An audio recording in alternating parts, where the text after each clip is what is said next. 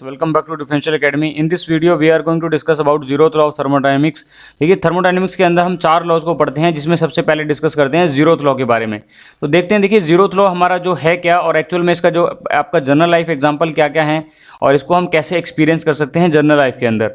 देखिए, तो हमारा स्टेटमेंट कहता है कि a body A is thermal equilibrium with body B, यानी कि हमारे पास देखिए अकॉर्डिंग टू स्टेटमेंट हमने बोला है कि हमारे पास अगर 3 बॉडी हैं, ठीक है, body A, body B and body C, और अगर ए बॉडी हमारा थर्मली इक्विलिब्रियम में है बॉडी बी के साथ, ठीक है, ये थर्मली इक्विलिब्रियम है विद बॉडी बी के साथ, और अगर सेम रिलेशनशिप स्टैब्लिश कर रहा है बॉडी ए विद बॉडी सी, यानी कि ये भी थर्मल इक्विलिब्रियम में है बॉडी सी के साथ इंडिपेंडेंटली, तो देखिए होगा क्या कि बॉडी बी और सी भी आपस में थर्मली इक्विलिब्रियम में होंगी, ठीक है। ये स्टेटमेंट जो बोलती है आपकी, ये बोलती है आपकी जीरोथ लॉ ऑफ थर्मोडायनेमिक्स, ठीक है। अब ये थर्मोडायनेमिक्स में हमने ये तो पढ़ लिया कि भाई थर्मल इक्विलिब्रियम है। अब थर्मल इक्विलिब्रियम जो टर्म है वो एक्चुअल में है क्या, ठीक है, वो क्या होती है उसको देखते हैं डिटेल में, ठीक है।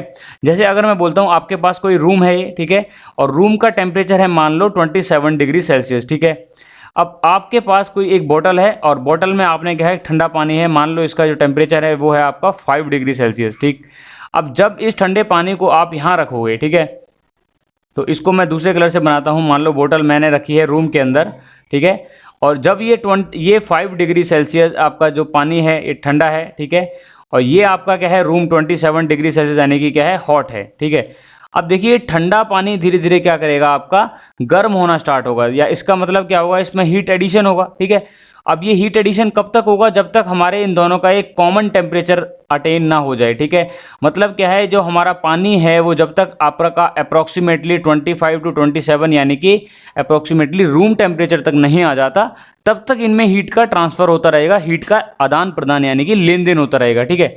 तो जब तक हमारा हीट का ट्रांसफ़र होगा तो तब तक हमारा जो प्रोसेस होगा वो हमारा थर्मल इक्विलिब्रियम नहीं है, यानी कि वहाँ पर ट्रांसफ़र ऑफ हीट हो रहा है, ठीक है।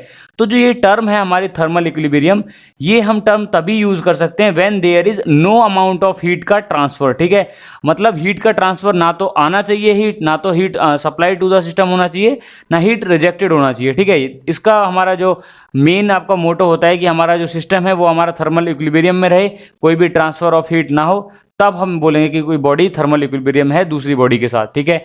और देखिए जैसा कि मैंने यहाँ पे लिखा हुआ है, system are said to be in thermal equilibrium if there is no heat transfer, ठीक है। आपको कॉन्सेप्ट को समझना है। देखिए थर्मल इक्विलिब्रियम को आपने ऐसे बार बार याद नहीं करना है, क्योंकि याद करे हुई चीज़ आप भूल जाओगे।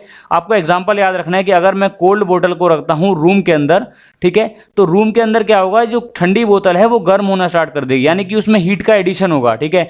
और मैंने बताया था कि जो हमारी हीट होती है वो हाई टेम्परेचर से लो टेम्परेचर जाएगी। अब हाई टेम्परेचर है हमारे रूम का, और कोल्ड हमारा टेम्परेचर क्या है बोतल का, ठीक है। तो आपका रूम के टेम्परेचर से जो हमारी रूम के अंदर जो हीट है वो आपकी ऐड होगी किसके अंदर, बोतल के अंदर, और उसकी वजह से क्या होगा, पानी का टेम्परेचर बढ़ने लगेगा, ठीक है। और इस सिचुएशन को हम बोलेंगे, क्या करेंगे कि हमारी हीटिंग हो रही है और हमारा हीट एडिशन हो रहा है, ठीक है, और इसकी वजह से टेम्परेचर राइज हो जाएगा, और एक कॉमन टेम्परेचर पे आने के बाद हमारा ना तो पानी हमारा ठंडा होगा या गर्म होगा, ना हमारा रूम ठंडा या गर्म होगा। तो उस पोजीशन को, उस स्टेट को बोलेंगे हम थर्मोडायनेमिक इक्विलिब्रियम, ठीक है। अब दोबारा देखते हैं, देखिए इस स्टेटमेंट को, तो अब देखते हैं। देखिए अब इसका मतलब ये है कि बॉडी ए के साथ और बी के साथ कोई भी हीट का ट्रांसफ़र नहीं हो रहा है, कोई भी टेम्परेचर का कोई बहुत ज़्यादा डिफरेंस नहीं है, तब हमारा क्या हो, जो हीट ट्रांसफ़र हो सके, ठीक है। हीट ट्रांसफ़र होने के लिए भी एक है आपका एक एप्रोप्रिएट टेम्परेचर डिफरेंस होना चाहिए, ठीक है। अब 27 डिग्री अगर सेल्सियस है और आपका 28 डिग्री सेल्सियस है, बहुत ना के बराबर डिफरेंस है, तो बहुत slight amount of heat transfer होगा। हालांकि होगा बहुत कह सकते हो कि आप ये थर्मली इक्विलिब्रियम में है, अगर बात करें आप थ्योरेटिकली, ठीक है। तो बॉडी अगर A is thermal equilibrium with body B and body A is thermal equilibrium with body C independently, ठीक है, मतलब सेपरेटली, कि इसका हमारे बी पर कोई भी इफेक्ट नहीं है, तो बी और सी भी बॉडी क्या हो जाएंगी, ऑटोमेटिकली थर्मल इक्विलिब्रियम में हो जाएंगी, ठीक है। तो ये स्टेटमेंट कहलाती है आपकी जीरोथ लॉ ऑफ थर्मोडायनेमिक्स, और इसी को हम बोलते हैं law of measurement of temperature, ठीक है। तो कई बार क्वेश्चंस आता है हमारे, देखिए आपका यूनिवर्सिटी एग्जाम्स की बात करूं, ईएससी है, गेट है, इन सब में इस बार क्वेश्चन को पूछा जाता है कि भाई लॉ ऑफ थर्मोडायनेमिक्स के अंदर हम जो law of measurement of temperature है वो किसे बोलते हैं, तो वो जीरोथ लॉ को बोलते हैं, ठीक है। और कंसेप्ट ऑफ हमारा जो आपका बात करता हूं मैं आपका थर्मल इक्विलिब्रियम का, तो वो ये यहाँ से आप इसको याद कर सकते हैं बहुत अच्छे से, ठीक है। तो ये था हमारा जीरोथ लॉ का डोज। नेक्स्ट डोज में हम डिस्कस करेंगे केल्विन प्लैंक स्टेटमेंट। तब तक के लिए मिलते हैं नेक्स्ट वीडियो के अंदर। Be different, be differential.